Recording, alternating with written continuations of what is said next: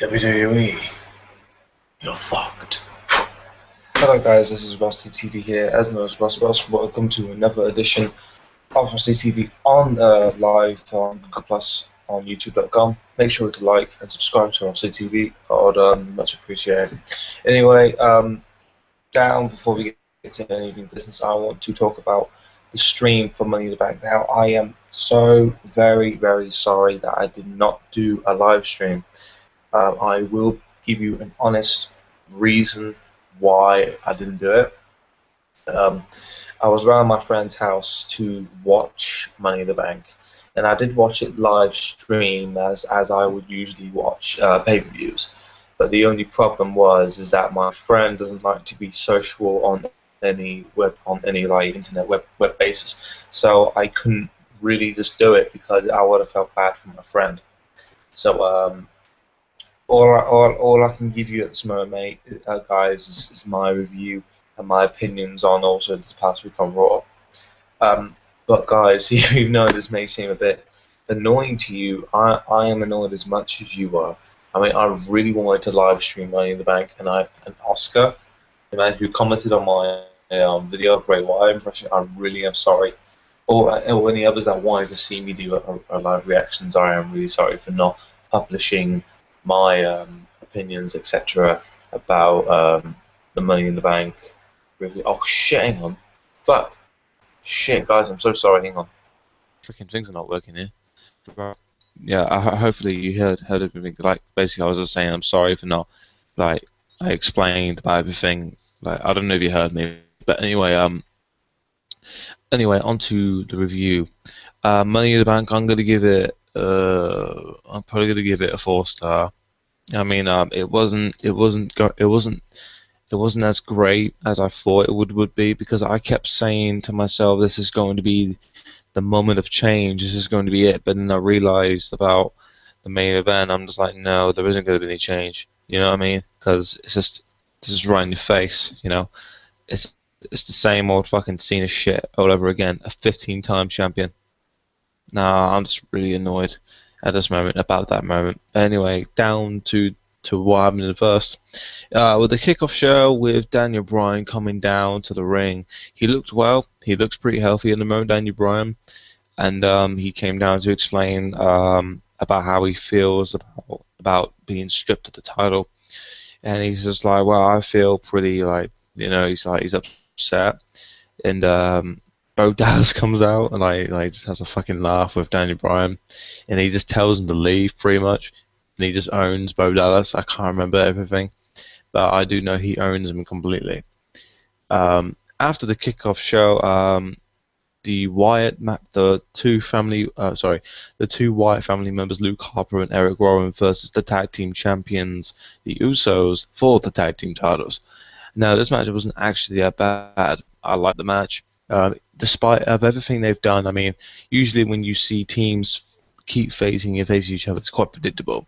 But this one, it was quite different. I mean, there was some bumps, there was some great moments in the match. I really wanted Wyatt to win this one, but the Usos picked up the victory, and I'm like, okay, two splashes. I mean, he can't kick out of that. So, I mean, that's what happened.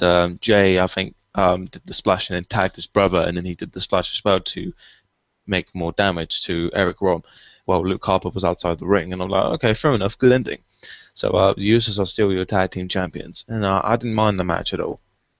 The next match, I was quite surprised by this. Usually the Divas match is the match before the main event, but this time they've put the Divas match right at the very beginning. So here we go with Paige versus Naomi from the Funkasaurus. Now, I'm not gonna lie to you guys, this match was actually pretty fucking good for a Divas match. Now, you're probably thinking, Russ, Naomi's from the freaking Funkasaurus. How is it going to be that good? Well, when you look at this sort of match, it's not just a hair-pulling, hair-swinging, screaming women Kelly sort of match. This was an indie-style women wrestling. I mean, when you look at it, it actually was a pretty good match. Despite of everything, all the crap that Naomi and Cameron with Rose Clay has done, just get rid of all that and just think about that one match that Paige and Naomi win. It was a good match. I really enjoyed it. I mean, it was just one of those matches that shocked you. I mean, Naomi is actually a really good talent for the Divas division, so I'm really happy for Naomi. But at the end of the day, at the end of the night, Paige retained her Divas title. Heading for the next match was the Money in the Bank briefcase ladder match for the contract for the WWE World Heavyweight Championship. Now, this was match of the night, as it usually is.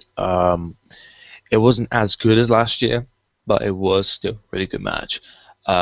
Seth Rollins picked up the victory to become the briefcase winner, and I didn't really mind because I like Seth Rollins. Like I said in my previous videos, I do like Seth Rollins, and Seth Rollins is one of my favorite mid carders since CM Punk left. And I didn't really want Dean Ambrose to win it, in my opinion. I mean, as much as I do like John Moxley or Dean Ambrose, whatever you want to call him, or I mean, I wanted Dolph Ziggler. I swear to fucking Jesus, if Dolph Ziggler would have won that, I would have marked out so much. I would have had so much emotion of having to see Dolph Ziggler just one more time for that chance to be the champion. But we all know that won't happen, unfortunately. But anyway, as I was saying, yeah, Seth Rollins picks up the victory after Kane chokeslams and tombstones Dean Ambrose to take him out of the equation. Seth Rollins takes advantage while Kane's holding the ladder still, goes up the ladder and then retrieves the briefcase, and is now the WWE, probably the future of the WWE World Heavyweight Championship. So, I mean, there's Brock Lesnar in mind, there's Seth Rollins in mind, there's Daniel Bryan, John Cena's, John Cena's champion. But I mean, whoa, what the fuck's going on there? You never know what's gonna fucking happen. The next match was what was the next match? I can't remember most of it, but the match before the main event. Sorry, excuse me. The match before the main event was Fandango was the special guest referee. With Layla versus Summer Rae. I mean, this match wasn't as. I mean, this match was nothing. The build-up was alright. Summer Rae is definitely the face in this situation because I was getting confused. I mean, was Summer Rae the heel or was Layla the heel? Because obviously Fandango is a heel, but it turns out that Summer Rae is the face in this rivalry. So I wasn't that keen. I mean, I wanted Leia to win it anyway because I do like Leia. I mean, like, not like that, whatever you're thinking, because Leia's actually pretty good in the ring. And I only found out the other day she's like 37, and I'm like, whoa, what the fuck? She doesn't even look that age. She doesn't even look near her 40s. It's ridiculous. But anyway, Leia picks up the win, and all good. She's Fandango's girlfriend, or whatever you want to call it. But anyway, oh yeah, what happened after that? Oh yeah, here comes the Money in the Bank WWE World Heavyweight Championship match with Alberto Rio, Randy Orton, Cesaro, Sheamus, Bray Wyatt, John Cena, Roman Reigns, and Kane. Now this match was alright. I'm not gonna lie, it wasn't the best ladder match. I mean, I gotta take credit to Randy Orton in this match, because I mean he suffered a big concussion on his head, 12 staples in his head, just from an accidental ladder shot to the face, and he was bleeding all over the fucking place. I'm not even shitting you, lads.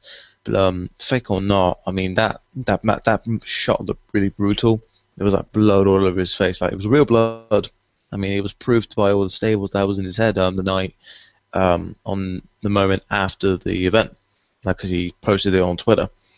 But after that, it was quite a shocker to see Randy Orton in that pain and all that sort of stuff. But, I mean, that's what happens in wrestling. I mean, in wrestling, that's what happens. You get injured, and then you get in those concussions, and you just get unfortunate shit in WWE, unfortunately. But anyway, right to the very last bit when Randy Orton was about to. It looks like Randy Orton's about to win the title. Kane's just doing something. He did incredibly something similar to what happened with Seth Rollins. He was holding the ladder to keep it still. Randy Orton tries to retrieve the belts, and then John Cena out of the middle of fucking nowhere comes in. Attitude adjustments Kane, and then AA's Randy Orton, and then retrieves the titles. Now, I don't know about you lot, but I think that's probably one of the worst Money in the Bank endings I've ever seen. Not as in the pay-per-view, I mean as in the ladder match itself. Usually when you win a ladder match like that, you have a big impact and then take the victory.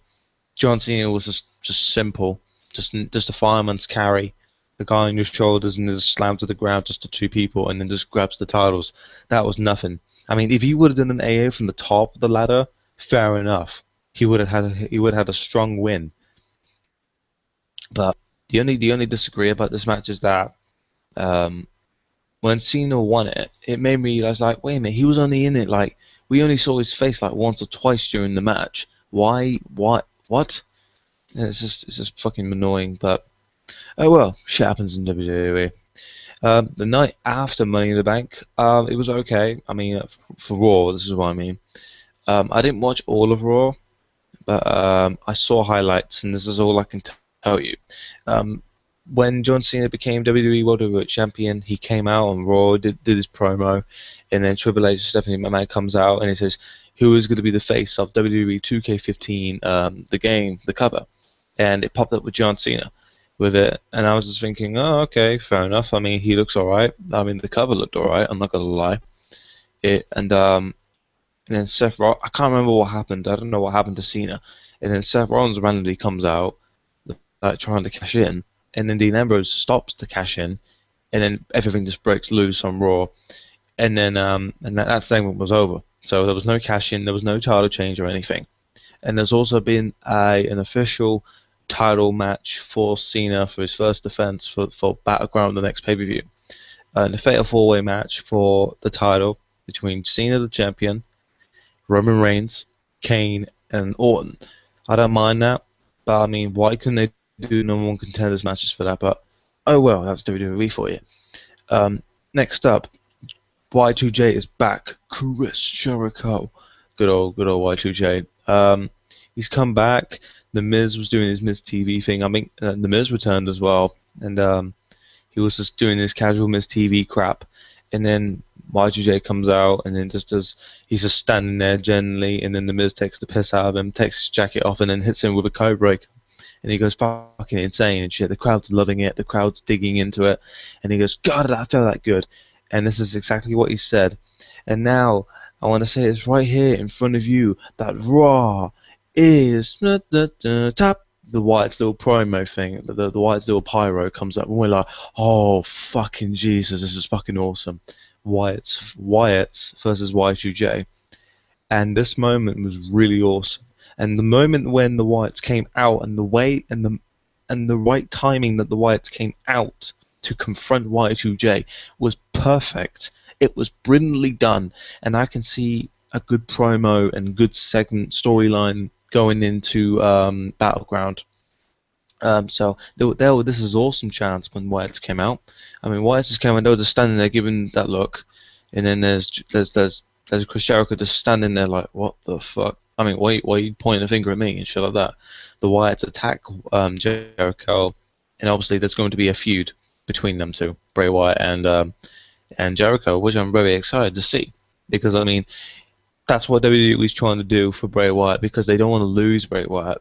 So look to try and keep him as much as possible with some top league guys. I mean, it was Cena, and in the ladder match. I mean, usually when you're in the ladder match, like Money in the Bank, when you lose it, you sometimes go quite downhill quite easily. That's why they're trying to keep him up top with some of the class leagues in WWE. So that's possibly why Y2J came back, but we're not so sure. After that segment was over, Paige was in the ring, and AJ Lee made her big and impact return. And the only downfall about it, she did exactly the opposite of what Paige did to when she won the title. That's right, AJ is the new Divas champion, a two-time Divas champion. And I'm gonna say it's stupid, but I like it at the same time, because obviously I like AJ. Like, I just generally like AJ as a wrestler because she's good, and she's actually a well-deserving champion, even though she hasn't been in WWE for a few months. Paige, she was doing fine, but apparently the ratings were going low because of her title reign. And but the only thing I'm a bit confused is that I think Paige has had more title reigns than AJ has, even when she was holding the Divas title in the first place. But I mean, Vince doesn't like Paige for some reason. I mean, what?